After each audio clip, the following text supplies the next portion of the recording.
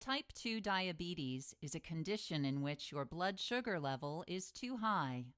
After you eat foods that contain carbohydrates, chemicals in your small intestine break them down into single sugar molecules called glucose.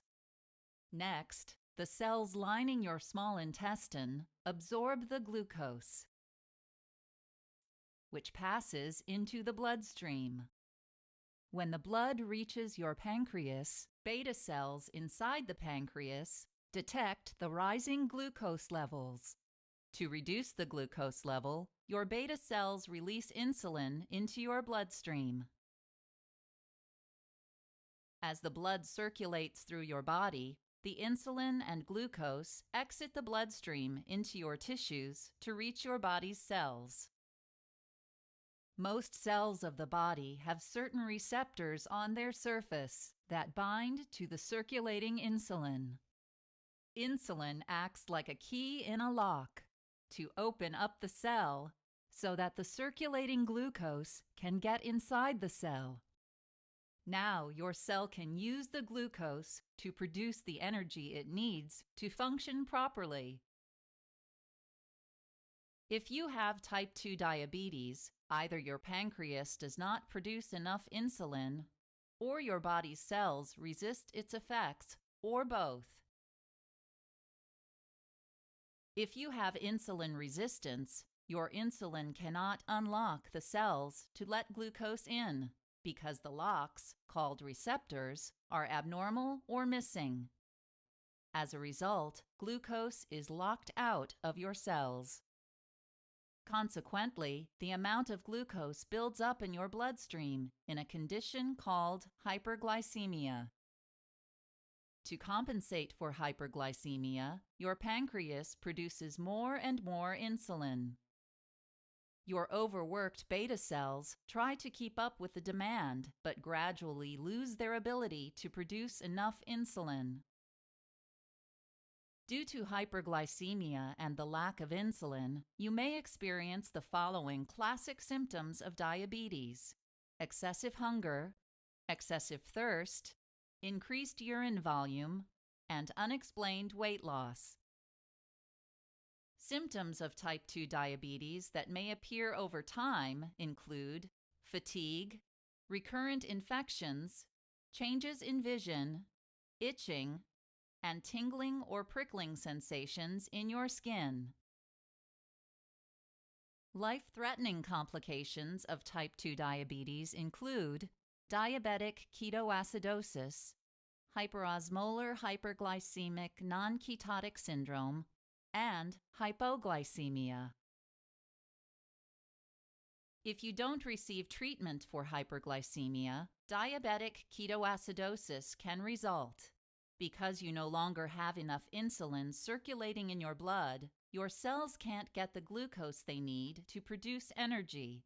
As a result, your body turns to fats and proteins as an alternative source of energy.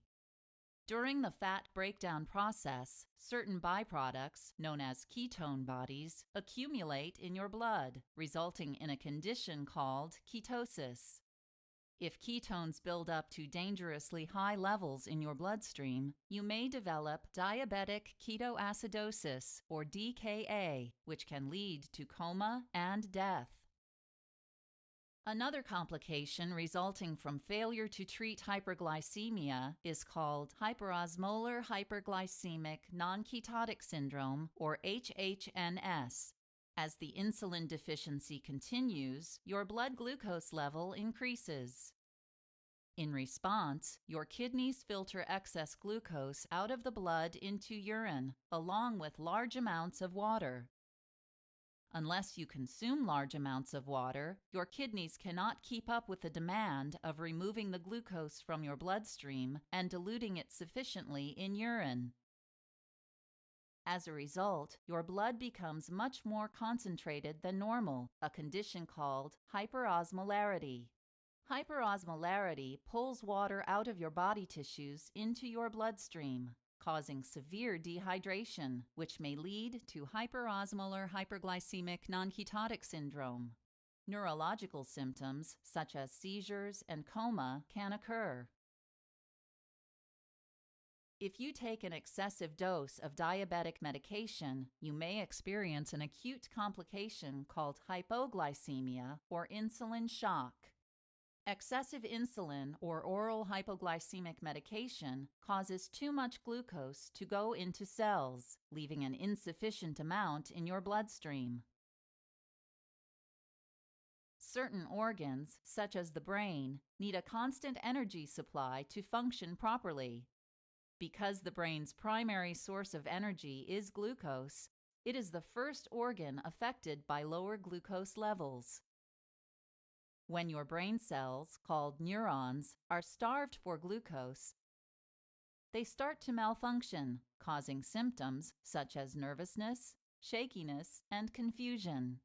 If your glucose level continues to drop, the electrical activity of your neurons diminishes significantly, resulting in seizures or diabetic coma. Over time, chronic, poorly controlled type 2 diabetes can cause degenerative tissue damage, resulting in long-term complications such as atherosclerosis, blindness, neuropathy, and renal failure. To avoid the complications of type 2 diabetes, you can take steps to keep your glucose level within a normal range, using a combination of blood glucose monitoring, a healthy diet, regular exercise, and medications as necessary.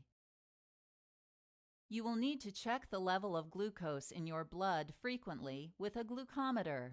To do this, you will prick your finger with a small needle called a lancet and place a drop of blood on the strip attached to the glucometer. Based on your blood glucose level, you may need to adjust your meals, physical activity, or medication dose.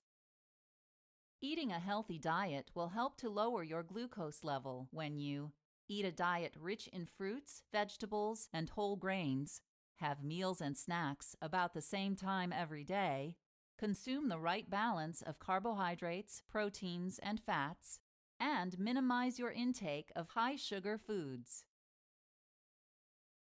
Getting regular exercise, even just 30 minutes a day, will lower your blood glucose level, decrease insulin resistance, and may lead to weight loss. You may need to take one or more diabetic medications to help lower blood glucose. Some of these medications increase insulin production in your pancreas. Others decrease insulin resistance in your skeletal muscles. Some treatments increase insulin sensitivity in certain tissues. Others promote a slight decrease in absorption of glucose in your digestive system.